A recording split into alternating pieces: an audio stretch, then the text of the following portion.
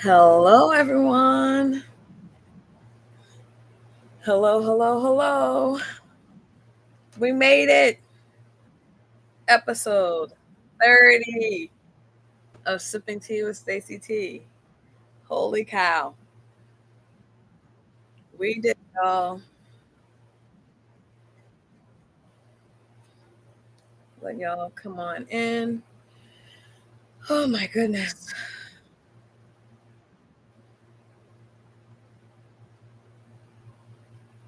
Come on in the room.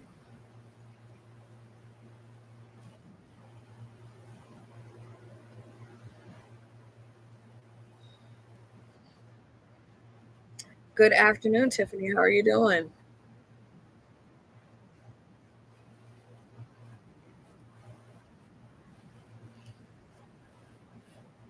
Hey, Kathy.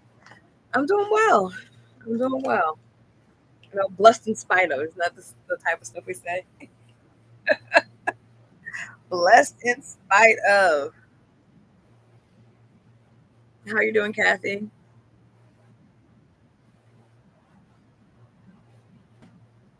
Y'all, this is episode 30. I don't know if you heard the very beginning intro, but we've made it to 30 episodes.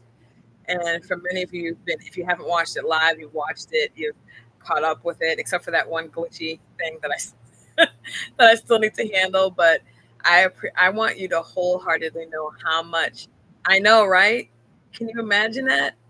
I just want to thank you so much, especially you guys, because I mean, I don't know that I would have been able to manage this on my own. So I appreciate it so much because the support means so much. I always tell people, you don't necessarily have to do things for people, but showing up for them, um, making sure that they know that what is important to you is important, what's important to them is important to you is such a big thing. I'm good, thank you, guys.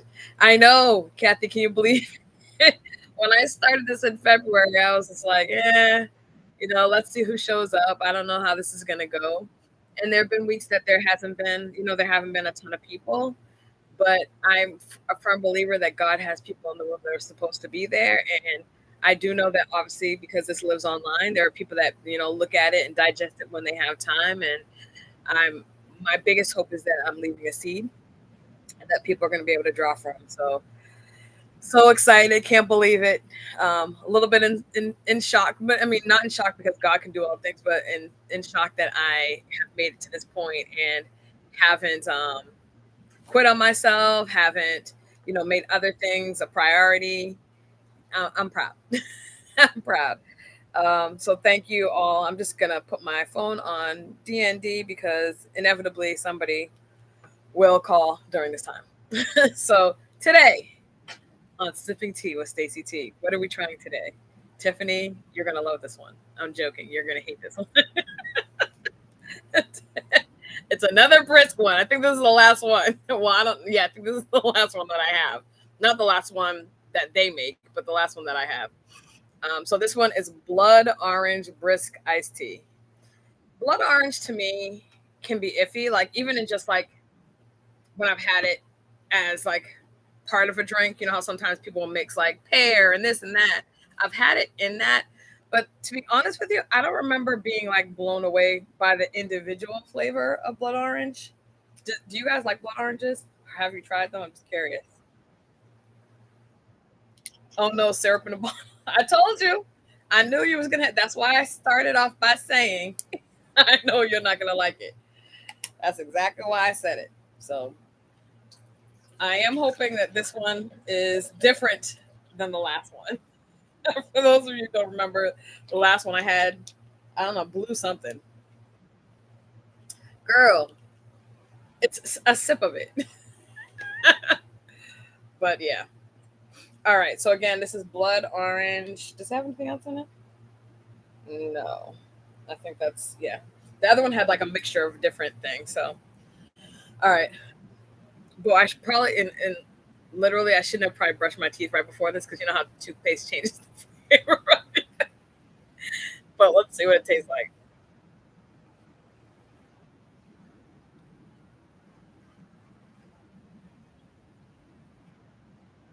So that's slightly what it's slightly what I remember from the taste of blood orange that I've had like in other things. But the other thing that I'm noticing, or like I feel like I'm tasting, is like grapefruit. Hey, Cheryl, I feel like I'm tasting grapefruit too. So has anybody had? Now I'm really curious. Has anybody else had blood orange? You haven't had it before. I cut a lot of acid out of my diet. Yeah, yeah. It tastes almost like to me like grapefruity. You've never had it either. Okay. I'm really curious what an actual blood orange tastes like. Like I'm sure they sell blood orange. I don't. Maybe I have and I just don't remember it. It's not that memorable, but I have had it in other things. Like when people will say, "Oh, we have this with grapefruit juice and this and that." I have had it that way. So, but we'll see. We'll see. I will try it at some point. I mean, it tastes like blood orange. That's all I can really say from from my memory of it. Not, but I don't taste any tea. So I know that it does say again. It says y'all see it, iced tea. I don't taste any tea.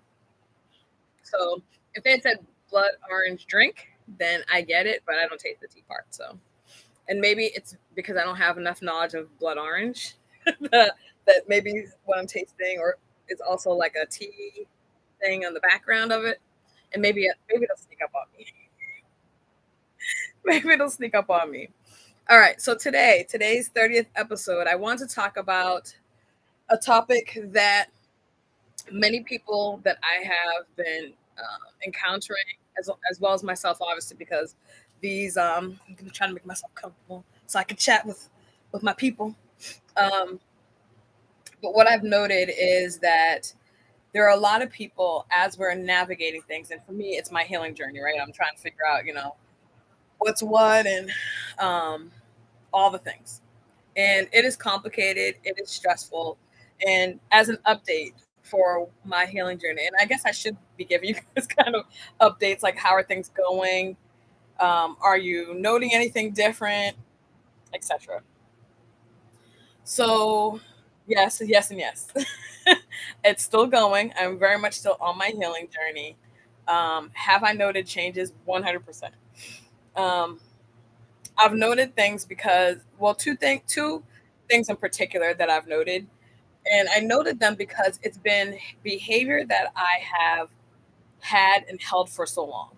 So, one thing that I've noted was that um, when things are done to me, I don't hold the. So, for me, my normal instinct, and again, this goes back to childhood because as I told you all, I was called Waterworks growing up. And so I internalized a lot of what I was feeling just all through life. That's just been the way. And part of it was, being called Waterworks. Part of it was also because I didn't think people really gave a crud about how I was feeling. Like I just didn't think that I needed to share it because I didn't think people cared. And what was the point of like telling you like, hey, I'm not feeling good about this, or hey, I don't feel like people are hearing me or care what I have to say or any of those things because I really didn't think there was a point to it. I didn't think that me bringing it up was going to change anything. And I remember getting to a point where I was like, if nothing is going to change by me sharing something, then I will not share. That's basically what we're going to do. So that's what I did for a very long time. But the other thing that, um, so again, one of the changes that I've noted is that as things are bothering me, instead of compartmentalizing them, I am sharing them. Now, what I do want to share about that is that's not always easy because the people that you may share with may not be ready to receive it or they may not receive it well and or they could trigger you based on how they respond to it, all of which you have to mentally prepare for, right? You have to prepare for that. When you're in a healing journey, you're going to be going through lots of things. You're going to be highly emotional. You're going to be um, in a space that only you understand. And people will try to understand it as you repeat it and tell people on my healing journey, blah, blah, blah. And that's the people you trust with that information. But as you're sharing that, that doesn't mean people are along the ride for you. It doesn't mean people support you. It doesn't mean people are going to prioritize being kind to you. It doesn't mean people are going to have more patience for you. It's not going to mean people show up for you. It's not going to mean any of those things. And what you have to understand is, even though you're working on you in those moments, what will happen is you're going to be exposed to triggers, because that's the only way for you to understand if there's a point where you are healing from it. Um, and I think for a lot of people, that's probably the most difficult part of the healing journey, is recognizing that even even in the while, as you are changing, as you're working on yourself, as you're trying to,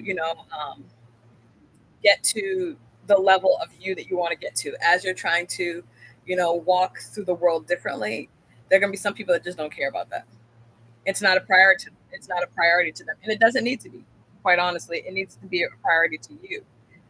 Then what happens is, what you'll notice is, as you are, as you're navigating these changes, because you're going to experience them, and for you, it's also foreign. If you're a person that is, good at compartmentalizing it, good at not talking about how you feel, and good at not sharing those things, not sharing dreams or hopes or any of those things, then now doing that is going to feel very vulnerable, and you're going to feel beyond exposed. Right? So that in itself makes you feel uneasy. But then you also have to, and the reason why I'm drilling this in is because I want you to make sure, as you think about your healing journey, whatever that looks like for you, whether it's surface level or deeper, I want you to understand that people around you are not the people going through the journey. They need to go through their own journey, and as you're as you have to navigate, them not showing up for you, or them not understanding, or them being selfish, or whatever it is that you might experience from the people that, um, are around you. You have to prepare for that mentally, because that can mess you up, and that can actually cause you to backtrack in your own healing. I think everything is going to happen as a test for a testimony. That doesn't mean it's fun. Right? That doesn't mean that it, as you're having it, or you're experiencing it, that it doesn't make you, feel vulnerable or upset or lonely, or, it doesn't make you feel hurt or not cared about. Because when I tell you, I've experienced the highest highs, because I'm like, wow, Stacey, you're doing better for yourself, and, people are showing up for you. And by the way, the people are typically have been strangers, right? But people are showing up for you, and, um, I'm just gonna say my family has not shown up for me. That's not what I mean. So what I'm saying, the people that you expect sometimes to show up for you, the people that you expect sometimes to show you grace, the people that you expect sometimes to be like your biggest cheerleaders, sometimes they stepped on the pom poms, or they ran over the suckers. So you're not gonna get that from them. And you have to be okay with that. So a lot of it is really your mental state as you're navigating this. A lot of this is you preparing for disappointment. And I know that sounds negative, but I would rather, and this is just me, you can do it however you do it. I'm just talking about my experience has been. I think that true, and if I'm going to be entirely honest, which I know I say that phrase a lot, and I probably say a lot of phrases a lot, but I'm also myself, so I'm not going to apologize for me being repetitious if that bothers anyone. But, um, what I will say is this: I have, and this is something that I noticed in me, I have prepared much of my life to be disappointed. I've prepared much of my life to give allowance for people disappointing me and not showing up for me, not understanding me, not putting my feelings first, not prioritizing me. I've given so much grace to people in that, because that's just literally how I feel like, people will throw attention at me in spurts, right? And that's just been what I've felt my lifetime. Now, whether that was intention from people, I can't control that. I can only react to how I felt about, certain things, right? And so I have literally prepared for people to disappoint me and not show up and not do all the things, right? But that in itself can be, a negative way to walk into a healing journey, because you're not wanting to attract that. You're not wanting to attract disappointment, right? You're not. to welcome that. It's kind of like when people are, if I ask most people, tell me what things you don't like, I guarantee I could get a list. And somebody might need, a couple of days. You might write down the foods you don't like, the behaviors you don't like in people, television shows you don't like, movies you don't like, clothing lines you don't like, right? You can go down all these different areas. But if I ask you to tell me, maybe the top 10 things you like, people would have, more of a difficult time because they're like, do I really like that? Or am I just used to it? And so that's, I think we as human beings tend to lean towards the negative, tend to lean towards things not being the way that we would hope for them to be. And so that's one of the things that's been exposed to me. Um, but what I will say is have been, I, because I'm the type that has given grace and grace and grace and grace and grace and grace, grace, like too much grace in some capacities. Um, I'm now saying things in a way that is healthier for me. Now, again, I said this to you before, and I'm going to say it again. That doesn't mean that people are going to receive it well. So you have to be prepared for that. And you have to kind of make the decision for yourself. Is it more important for you to start being and living a healthy life, or is it more important to make sure that somebody, and I'm not saying be nasty, I'm not saying be, hurtful, petty, spiteful, that stuff. So I'm not saying that. But there is a point in time where you actually have to focus on you because you're the one trying to get yourself healthy. You're the one who's trying to get yourself whole. And if your biggest concern, if your bigger concern is how somebody may respond to, react to, not like, whatever it is, that means you're not putting your health first. It means you're not putting your wholeness first. It is on the back burner because your intention is to make sure that somebody else doesn't have a negative reaction to what you're processing. All right. So that's one thing. The other thing that I've have been proud of, and probably the proudest thing is, I had someone do something to me that was very hurtful, and my response to it was so abnormal, so abnormal to what I've typically experienced within myself. And the reason why I say within myself is because there have been times that I haven't outwardly reacted to somebody doing something mean or spiteful or petty to me, right? I've had a whole lifetime of having experiences like that. And so every one of my experiences wasn't to lash out. A lot of my experiences that I just told you was to internalize it. But this time when this happened, one, somebody else noted that they saw a change in how I handled it and was like, kind of like, wow. But I felt different when it happened. I didn't feel like this internal. Of course, when things happen and you're disappointed, you experience sadness, and that's normal. You should go through the feelings. I don't want people to think, as you're in the healing journey, that your healing journey erases emotion. That's not what it does. It heightens emotion, but it also heightens awareness. So I was very aware of the fact that inside, because I internalized turmoil, I internalized my feelings. I was noticing that there was a calm that was like an undercurrent. And when I say there was such a pride, because that was, what I was experiencing. So those are two things. If I were to say that um, during this journey, and there's been a whole host of other things, but those are two things that really stand out to me as noticeable changes in me, which are again kind of speaking up for myself, saying what I have to say, and acknowledging that my health it is priority.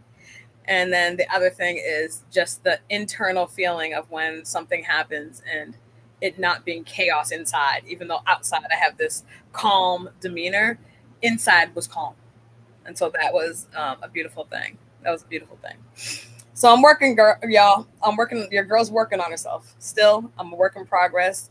Every person that is on a healing journey, I'm going to tell you it's a work in progress. So if somebody tells you, I'm good, I'm healed, they're not telling the truth. Right? And it's not that God can't, make you whole and healed and all those things, but even He brings you through um, moments, seasons, times, right? For that same reason. So that's the first thing. The second thing is I'm a little behind schedule on writing, but I'm still writing, y'all. So I've tried to give myself grace because, again, um, as one thing comes up in the healing journey, it kind of can, for me, because I'm a writer by nature, when I am going through things or processing things, it makes it difficult for me to write. So I will literally, and the other day this was happening to me, I was writing the same thing over and it wasn't literally the same words, but I was the same sentiment was being written over and over again. And I was like, okay, leave it alone for tonight. Tried it again the next day, the same thing. So I'm like, okay, God, I don't know what the pause is about, but I'm leaning into that. But I'm continuing to write, so that is still happening. And I'm still also on TikTok doing similar conversations to what we're having now, and that has been a huge, huge, huge blessing. Lots of people have reached out to me to talk about, the things that I've been talking about, which are the subject matter. And so I'm excited about, that being a new way that I can reach out to people, talking to them about healing. So that's where we're at. All right, so today's topic is doing it afraid. And I wanted this to be the topic for the 30th episode um, for a number of reasons. As I've mentioned, um, you know, most of us live our life in preparation to do things for other people. And one of my earlier episodes was talking about, dreams and when do dreams get cut off? Like, when do we stop dreaming things? When do we stop thinking about dreams and say, oh, I have to be realistic? I'm a whole adult and bills to pay and this and that. And all that is true.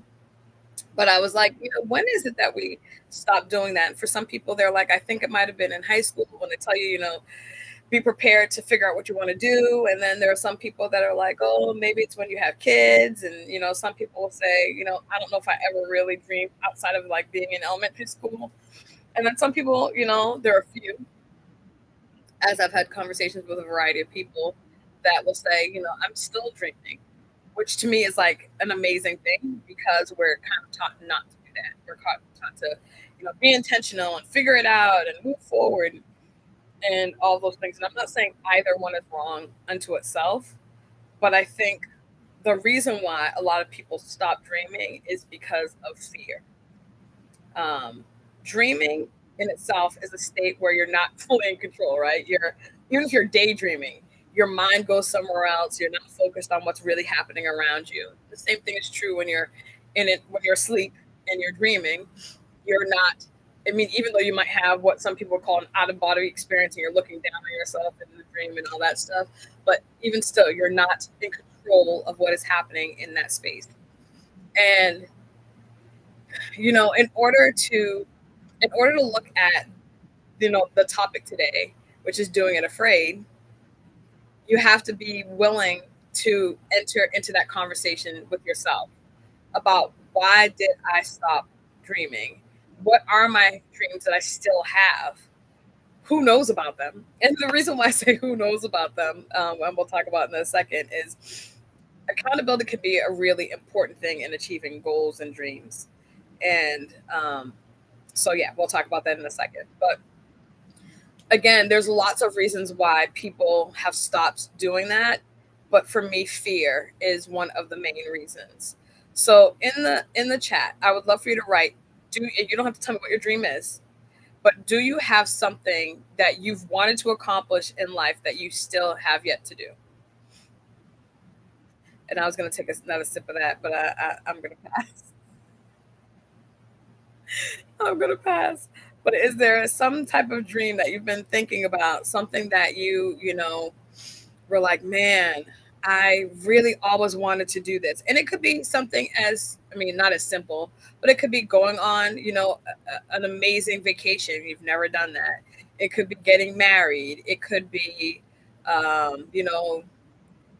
trying out a new career and people don't understand it. They think it's weird. Maybe it's going to school. Maybe I mean, there's so many things that people potentially can dream about and think about. And my question is, when when have you? So these are still dreams that you're holding, not dreams that you've let go of. So I have to, before I, go to the next part. These are dreams that you still are holding on to, and the reason why I have to say that is because there are dreams that you had. Like it might have been like, I'm dreaming that I'm going to marry Michael Jackson. Well, the man is no longer among the living.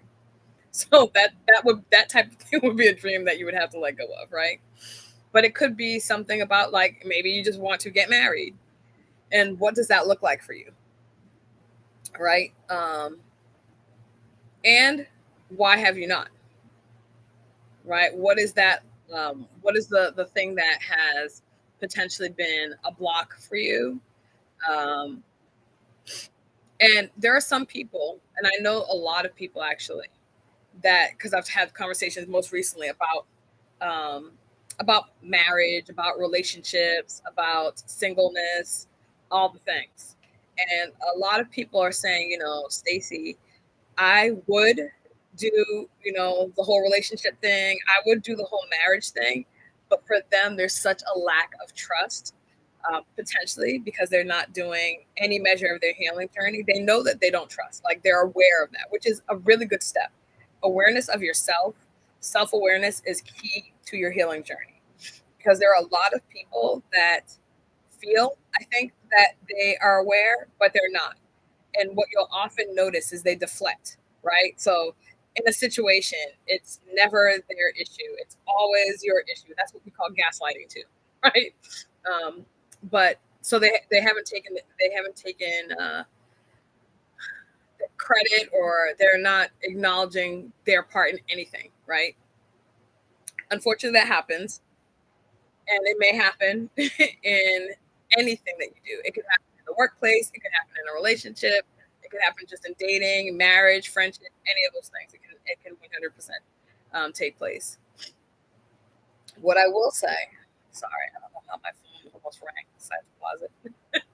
Um, but what I will say is this: if you right now looked at the entirety of your life and you somehow had the date that you would no longer be here, would that be the thing that pushed you to live your dreams? Would that be the reason why you would do things that you're afraid to do in this moment? Would you then do them? Because let me tell you, none of us has an awareness of what our life is going to look like in its totality. We didn't know when we came here, right? We came here unbeknownst to us. We came here because we were born into the world. We didn't ask to be born in, and we will not know. Potentially, most of us will.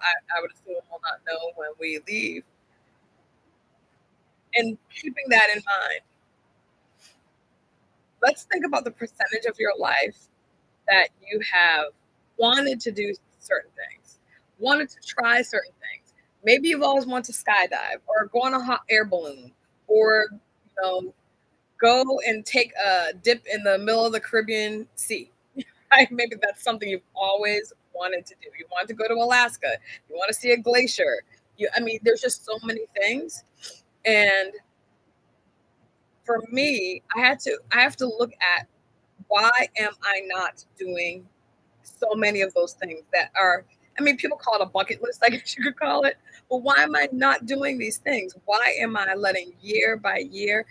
And for me, that's really one of the things that I had to look at. And I really had to look at, y'all, because I'm like, Stacey, year after year, like years don't go backwards. Time marches forward. And so year after year, I'm wanting these things. Year after year, I'm, wanting to try new things, or, vacation places. And I have a list of places that I really want to go to. But again, every year I'll, the beep beep, Happy New Year, every single solitary year. And I'm getting older. Again, time marches on. So what is hindering me from doing it? And I will say, for a lot of people, and I get it, there are valid reasons, right? Responsibilities, this, the finances, all the things. So I'm not saying every single thing, and I'm using vacation as a random, for me, a random thing that I want to do. But there are other things that I want to do that don't cost necessarily, or they may cost a very minimal amount. But I have not accepted and looked into the fact that as a kid, most of the things that I did were things that were very planned out, things that I had already seen people do. Um, and that type of way that you view things, and again, it's not necessarily bad, but the way that I viewed things as a kid was, and I think this is how most kids learn, right? You learn by emulating. You watch somebody do something, you copy it. You hear people talking, you copy it. Like that's how you learn. So that's normal. But it continues to be shaped by the same thing. So that's why it's so important that they try to talk about children being exposed to lots of different things, different types of careers, different types of people, different languages, all of those things. Why is that so important in those early years, in those early stages? Uh, I just getting my license as an interpreter and to be married. Good for you. Good for you. And I think again, phenomenal. Those are phenomenal, phenomenal um, goals, dreams, things you want to do, and both very possible, right? Very attainable. So the thing is, when we have these plans and we have these things that we want to do, what are we doing to achieve them, or are we going to continue to let time keep just going as it does? And then look back 10 years from now, 20 years from now, 30 years from now, God willing, and then say, man, I wish I had just done. And I talked about the last time that I'm fine, but for me, like I said, fine would mean, frankly, I'm entirely exhausted, right? Or I'm numb and exhausted.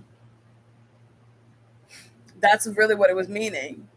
And what I've been noting is that numbness is what I've allowed. So because if you're numb, you don't have to feel, right? That's why they numb you up before you have surgery or you have dental work or whatever, because they don't want you to feel the pain.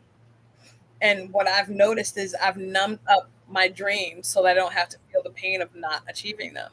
I don't also have to, but the flip side is when you try for something and it doesn't work, that's another feeling of pain. It's like a disappointment, right? You're like, man, I really wanted this. I was, praying to God that this would happen. I was hoping for this. I was dreaming for this, and it doesn't happen.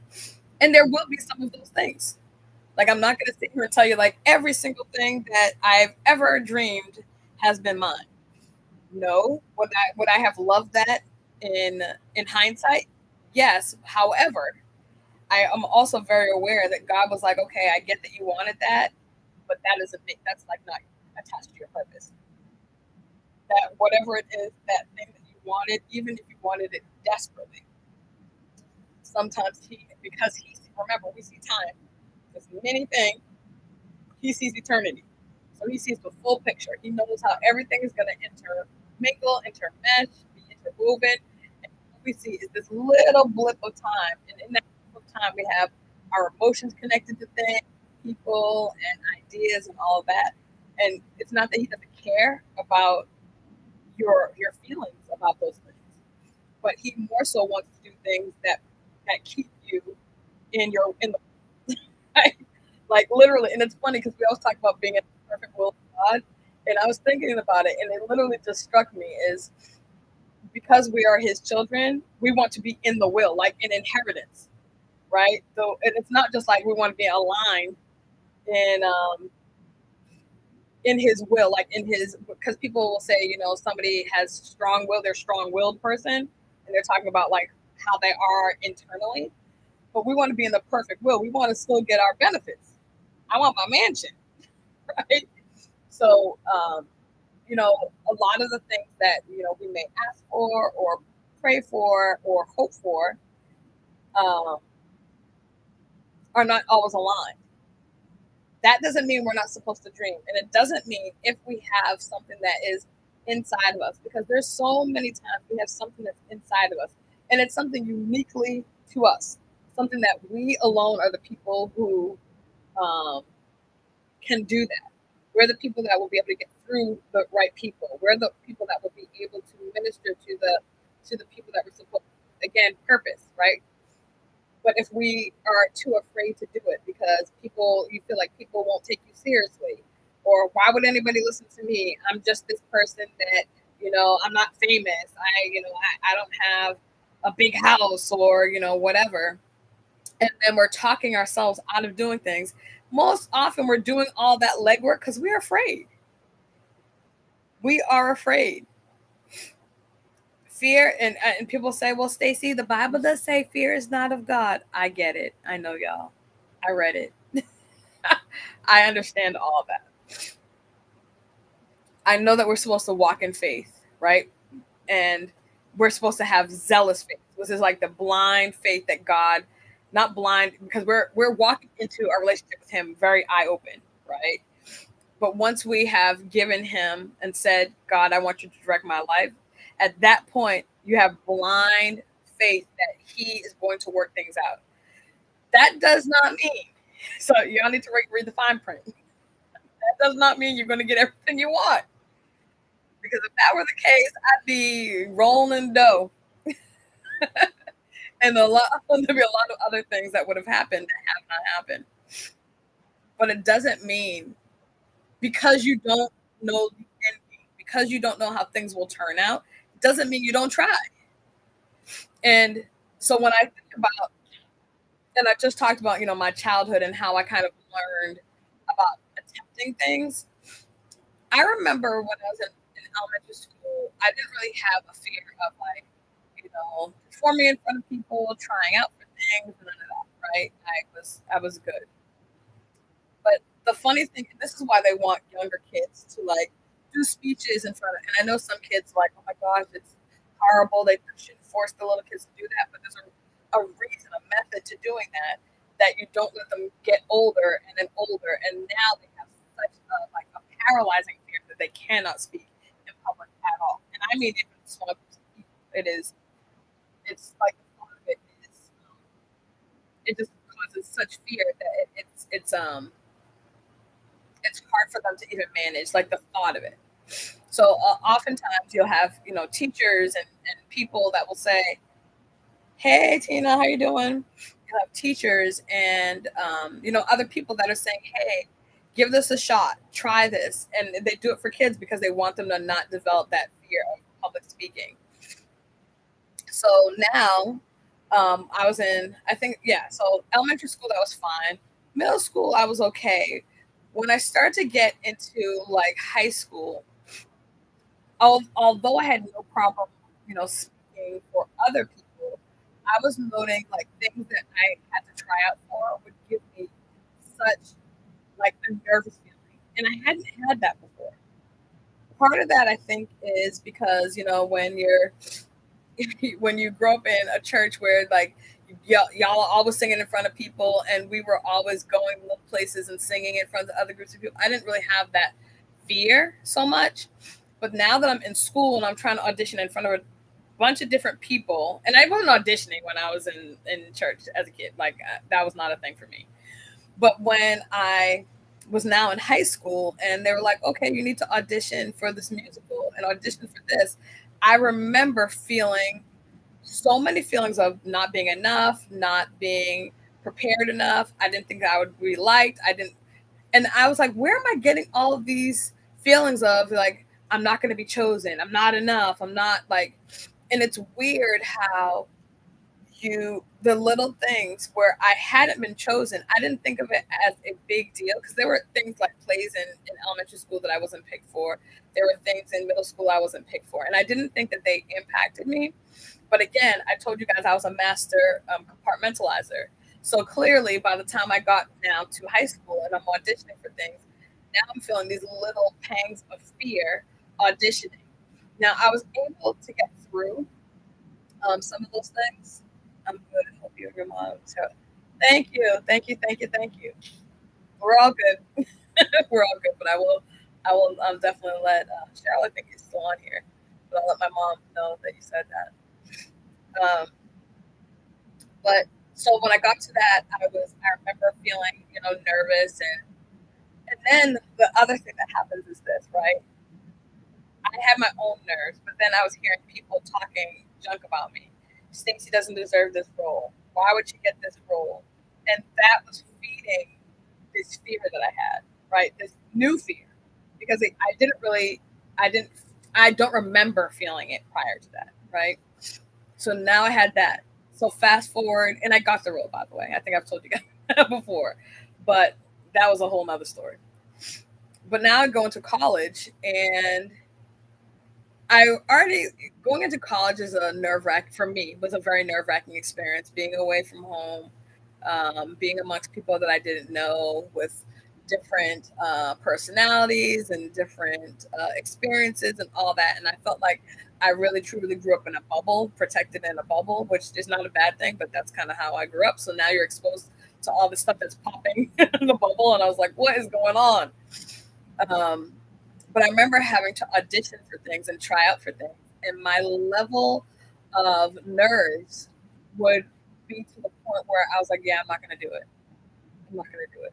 So now there were certain things that, because in high school I tried out for, what was it, the all state band. I think, no, it might have been in middle school because I didn't play. I wasn't in band in high school. I tried out for that, and I didn't really give it much thought. Honestly, I tried out for it, and I ended up getting second chair, right? But again, I hadn't developed that fear. Now I'm in college. I'm around all these different people. I feel like everybody's more spectacular. Everybody's prettier. Everybody's smarter. And that feeling of now, like, why would I put myself into a situation where I don't know what the outcome is going to be, right? Because that's really, when you're doing it afraid, you're doing it without knowing anything, which for a lot of people, they're like, I'm not doing that. Right? But that's every time you go for a job interview, you're really doing that anyways. But most people, when they look at, well, again, some people do get very nervous for interviews, and I don't, which again is a very interesting thing.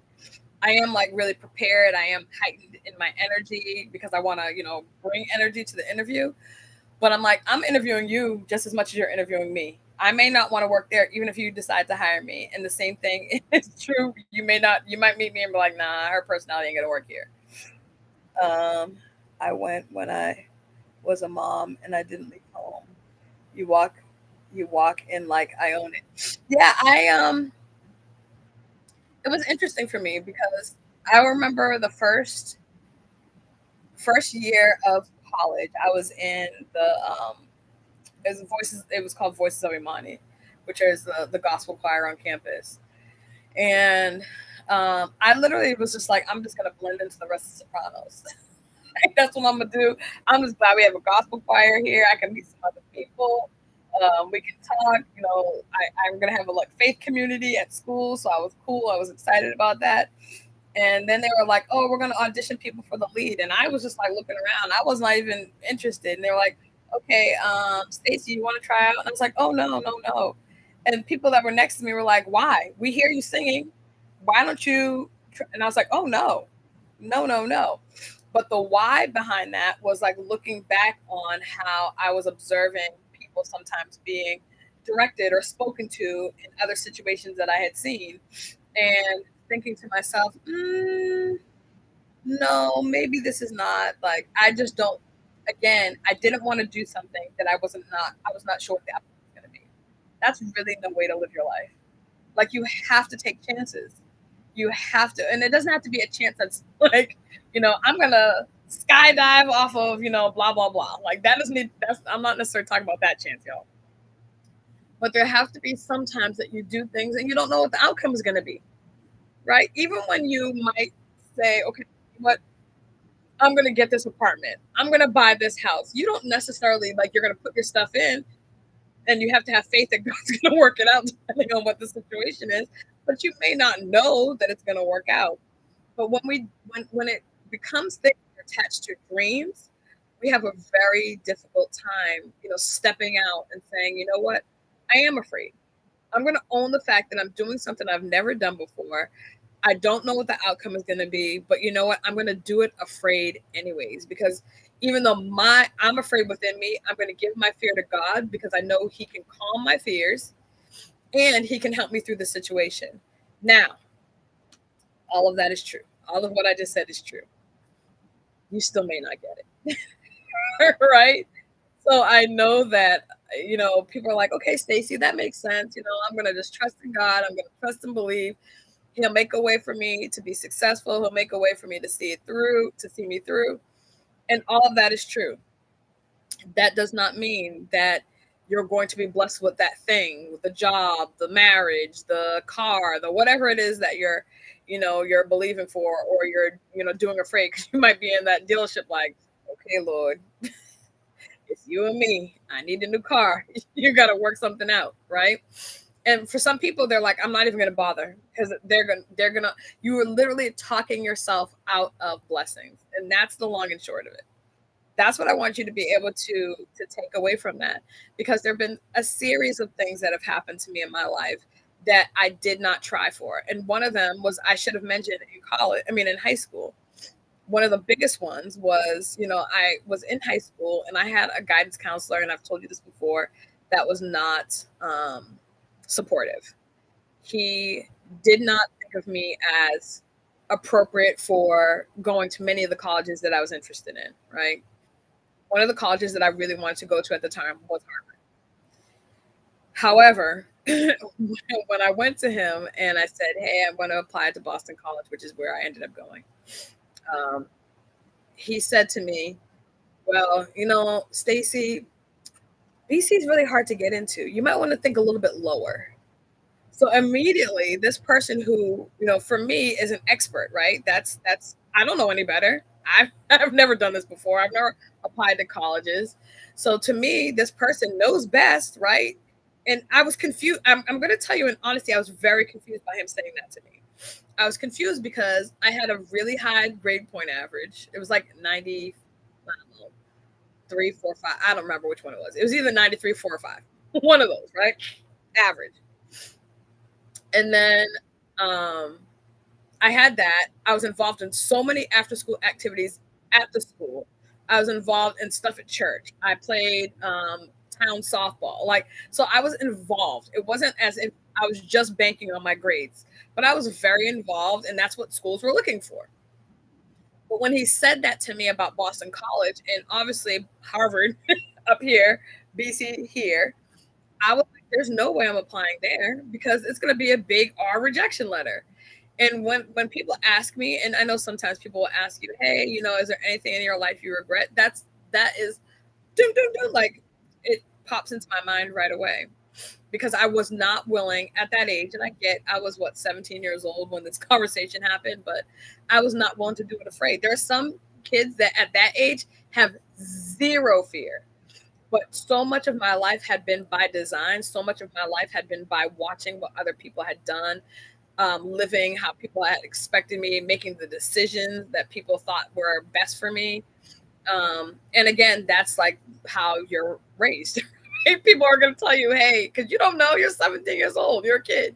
So they're going to tell you those things. But I never, spoke the fact that, hey, I really want to go to Harvard, but I'm feeling defeated because this man said that I couldn't get in.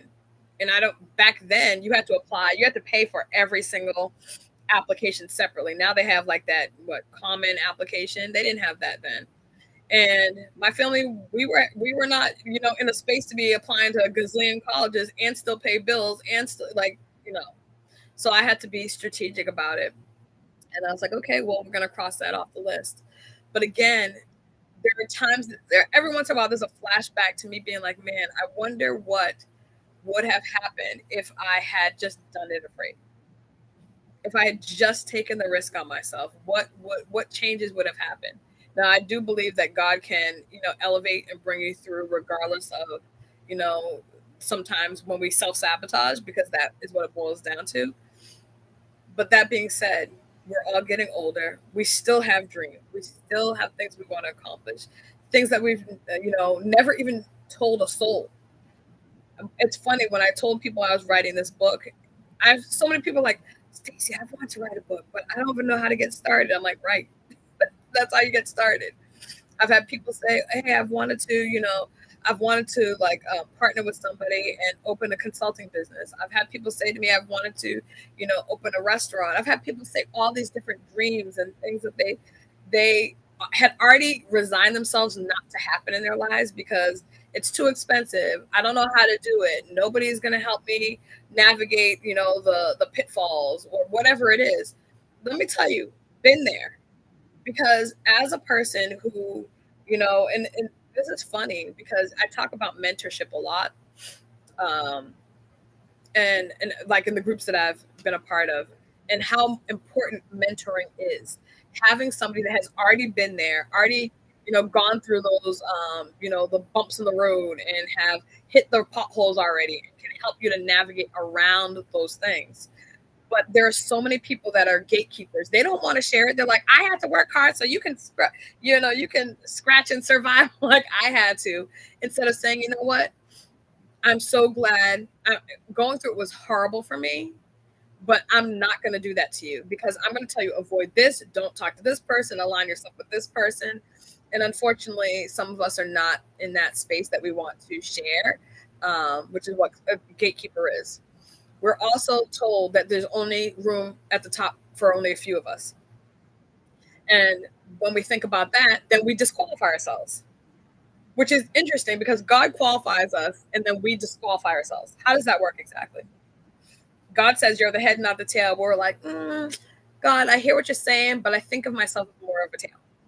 So maybe I'll just go in the back region. I definitely don't think I'm the head. Don't think I'm ready to be the neck yet. So I'm gonna just keep working my way back until I'm close to the tail, if I'm not the tail.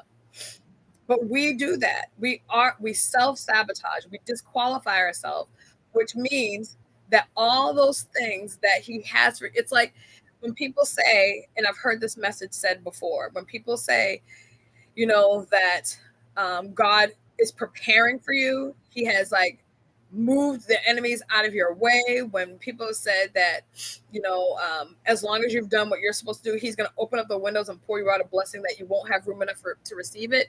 But yet you don't think that he could get you a job. You don't think that he can get you, like what you were just saying, the degree or the husband that you might want, or the new car or the home or whatever it is. We have automatically disqualified ourselves and saying we're not worthy, we're not going to get it, so it is what it is. And God has been, imagine, and sometimes I try to think about the mind and the heart of God, which is so amazing to think about.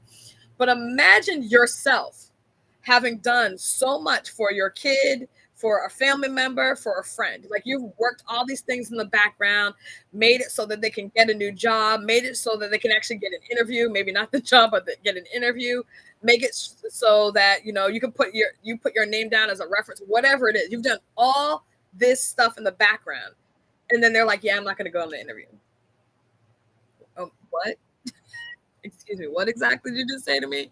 I've been working and busting my hump, and you're not going to go on the what? You're going on that interview. So imagine, sometimes I think of how frustrating it must be for God to see us, running ourselves ragged in circles and getting to a point where we're like, okay, God, this is unfamiliar territory for me. I feel super uncomfortable, but I'm going to trust you. Like you get to that door and then you're like, I can't do it. I'm sorry, God. I was so close. I get what you're trying to do, but I can't do it. I'm not looking stupid. I'm not apologizing. I'm not like all the things, whatever it may be, right? I'm not going to do it in order to achieve what it is he has for me. The scary thing for me about that, about not doing it afraid, about not pushing yourself beyond what is familiar, is that does that take me, I was gonna say you, but me, does that take me out of purpose? Because if he has done all this stuff in the background, right? If he has aligned all these things, if he has moved things out of my way, if he has put things behind me to push me forward, or he has put things below me to raise me up and elevate me, if he's done all of that, and I decide because I'm afraid I'm not going to do a thing, am I aligned with my purpose, or do I need serious realignment at that point? Scared of failure. And that is very, very true. Some people are extraordinarily, and again, I talked about at the beginning, paralyzed by the thought of failure. And not just for themselves, because some of us have, people in our lives that, if in truth, they don't think that we're going to be successful, right? They may look at us as a failure, and you don't want to hear that if it doesn't work out for whatever reason. You don't want to hear them say, I told you you were wasting your time in the first place, right? But it's not about that. It's not even about getting the thing. It's about being obedient. If God is making a pathway for you, and if things are opening up in a line, if you walk through the bloody door, even if you're afraid, walk through it with your teeth chattering and your knees knocking, but walk through it. Because every step you take, God is going to fortify you. Every step you take, He's going to stop those teeth and the nervousness and all those things. And in your belly, you're going to feel that faith continue to grow. You're going to feel that, but it's taking the steps. Because often, before we even stand up to step, we've already resigned that we're going to fail. We've already resigned we ain't going to do it. Nope, not going to do it. God will have to work it out in a different way. For some, it may be scared of failure and making mistakes. But guess what? Life is like that. How many of us can say we have lived our life with no mistakes? And God doesn't expect you not to make mistakes. He knows. Right? He's been here, literally been here, done that. He didn't get the t-shirt, but he's already done all that. So he knows what it is that we have to navigate. It's not foreign to him, which is why he came here to experience it. But I think if we're honest, we're afraid of failure, but we're also afraid of success because we don't know what that looks like either. Okay, so I succeed, now what? I get past that one stage. I get that job. I get that man. I get that car. I get that whatever, that new opportunity. I get a business license or a business loan. Now what? Now I actually have to do it. And now there's a whole bunch of other fears that may come in place.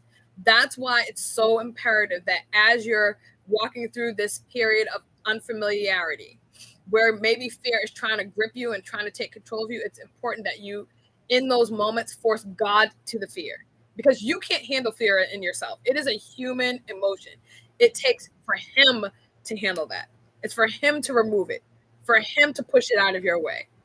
But you have to be willing for him to do that. So you have to be willing to take the steps. And as you're taking the steps, and for me, I literally sometimes, especially because I have a right knee that gives me a lot of trouble sometimes. And as I'm navigating, sometimes I'm literally like, okay, God, it's you and me. And I'm talking about physically walking. So now when we're talking about spiritual walking, or walking through a season of our lives, the same thing is going to be true.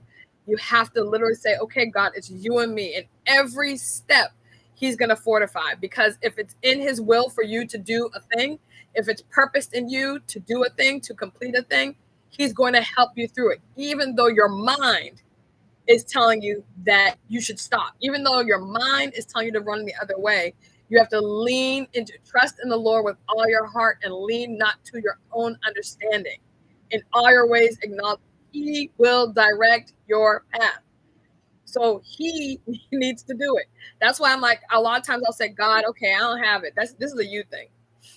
This is absolutely wholeheartedly a you thing. You're going to have to figure this out. You're going to have to help me because I'm feeling nauseous, nervous. My teeth are chattering. My knees are knocking. I'm sweating profusely. But I know that if you hold my hand, I'm going to get through this. I'm going to get through this and I will be successful with whatever you decide the outcome to be. But it's about literally letting him hold your hand and doing it afraid in your natural mind and letting him have the spiritual mind take over that mind. All right. So that is all for today. We made it to episode 30, y'all. 30 episodes of Sipping Tea with StaceyT. I appreciate you so much. For anything that you're thinking about, I'm telling you, give it to him. He will help you navigate those things, because we deserve happiness, we deserve wholeness, and and he said that, and this is what it's important. He said it. We are the head, not the tail, the lender, and not the borrower. So I thank you again so much for your support, your love, your prayers. Keep them up, please. I need them daily. So as often as you can, think of remembrance of Stacey. Y'all know I'm joking. Don't be trying to come for me. I'm not comparing myself to Jesus. There's no way. All right. All right. Love y'all. Thank you so much. Yeah, I will see you next Saturday on the 31st episode of Sipping Tea with StaceyT. Be kind to yourself, be kind to others, and extend to yourself and please to me a measure of grace. Have a great Saturday and the rest of your week. Bye, everyone.